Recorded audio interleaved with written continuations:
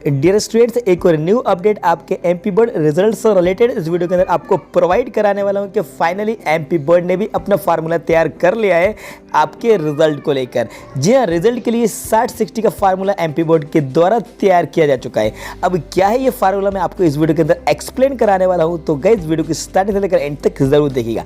चलिए वीडियो को शुरू करते हैं और इस न्यू अपडेट को समझते हैं। सबसे पहले आप इसकी हेडिंग को देखिए, नतीजों पर जल्द फैसले के आसार, रिजल्ट के लिए 60-60 का फार्मूला, सीबीएसई पैटर्न पर भी हो रहा विचार। तो रिजल्ट के लिए 60-60 का फार्मूला तैयार किया गया है एमपी बोर्ड के द्वारा, और सीबीएसई ने जो फार्मूला तैयार किया है वो 30-30 + 40 का फार्मूला तैयार किया है। अब एमपी बोर्ड ने क्या नया फार्मूला तैयार किया है, चलिए इसको समझ लेते हैं। देखिए, ये पत्रिका की न्यूज़ है, मैं आपको पहले इसको पढ़कर बता देता हूँ, फिर मैं आपको इसको एक्सप्लेन भी करा दूंगा अपने तरीके से। देखिए, भोपाल की ये न्यूज़ है, यहाँ पर कहा जा रहा है सीबीएसई 12वीं के रिजल्ट के फार्मूले के बाद अब जल्द ही एमपी बोर्ड हायर सेकेंडरी के रिजल्ट पर फैसला हो सकता है। मंत्री समूह ने रिजल्ट का 60-60% का प्रस्ताव बनाए। हालांकि सीबीएसई के फार्मूले पर भी विचार किया जा सकता है। मंगलवार बुधवार को मंत्री समूह की बैठक में भी इस पर मंथन होगा। सीएम शिवराज सिंह चौहान की मुहर के बाद इसे घोषित कर दिया जाएगा। सीबीएसई के फार्मूले के आधार पर ही एमपी बोर्ड के 12वीं के रिजल्ट तैयार करने पर विचार किया जा रहा था, लेकिन उसके फार्मूले में प्रदेश सरकार को एक मुश्किल आ रही है। सीबीएसई ने 10वीं, 11वीं और 12वीं के प्री बोर्ड एग्जाम के रिजल्ट को आधार बनाया है, लेकिन प्रदेश में पिछले वर्ष 11वीं की परीक्षा नहीं हुई थी और 12वीं में प्रमोट कर दिया गया था, इसलिए 11वीं के परिणामों को आधार नहीं बनाया जा सकता। ये चीज़ तो क्लियर हो चुकी है, इससे पहले की वीडियो में मैंने आपको बता दिया था। क्योंकि देखिए, सीबीएसई और एमपी बोर्ड के एग्ज़ाम में और फार्मूले में बहुत ही ज़्यादा डिफरेंस है, और डिफरेंस होना भी चाहिए, क्योंकि यहाँ पर सीबीएसई के एग्ज़ाम्स हो गए थे 11th के, लेकिन एमपी बोर्ड में ज़्यादातर 11th क्लास के एग्ज़ाम्स नहीं हो पाए थे, उनको पोस्टपोन कर दिया था, उनको कैंसिल ही कर दिया गया था, जिसकी वजह से आपको डायरेक्ट प्रमोशन दे दिया गया था 12th क्लास में। इसलिए 11th के मार्क्स आपके बने ही नहीं है, चढ़े ही नहीं है, तो 11th के मार्क्स आपके नहीं जुड़ सकते, तो उसका फार्मूला तो पूरी तरह से फेल था। अब देखिए क्या है नया फार्मूला, इसको समझ लेते हैं। देखिए, यहाँ पर कहा जा रहा है 60-60 के फार्मूले के तहत 10वीं बोर्ड परीक्षा का परिणाम 12वीं के रिवीजन टेस्ट और छमाही परीक्षा के आधार पर 12वीं बोर्ड का रिजल्ट तैयार करने की योजना है।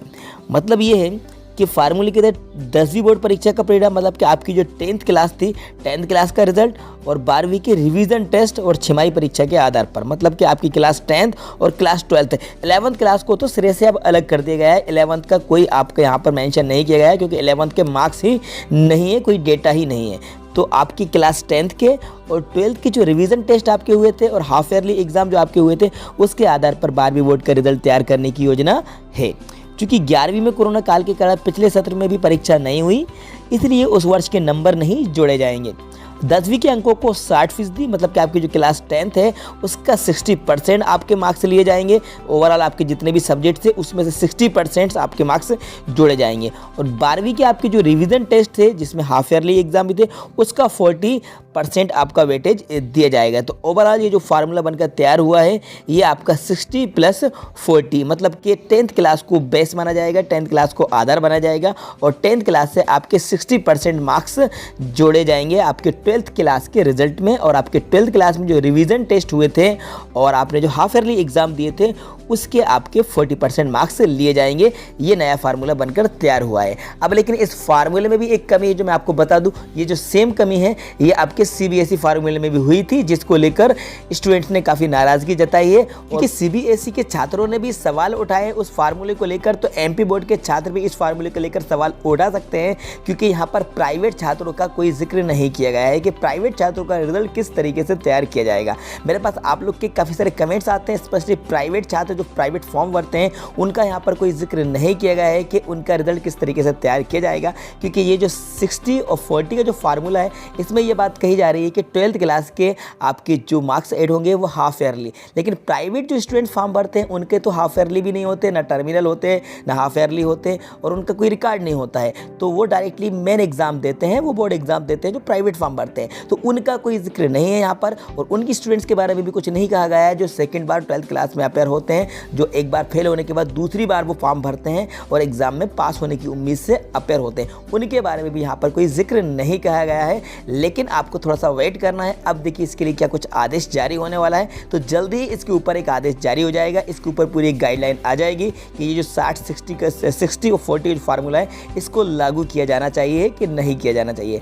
आई होप दैट ये न्यूज़ आपको पसंद होगी, तो स्टूडेंट्स इस वीडियो को लाइक कर दीजिएगा, अपने सारे फ्रेंड्स को ज़्यादा शेयर कर दीजिएगा।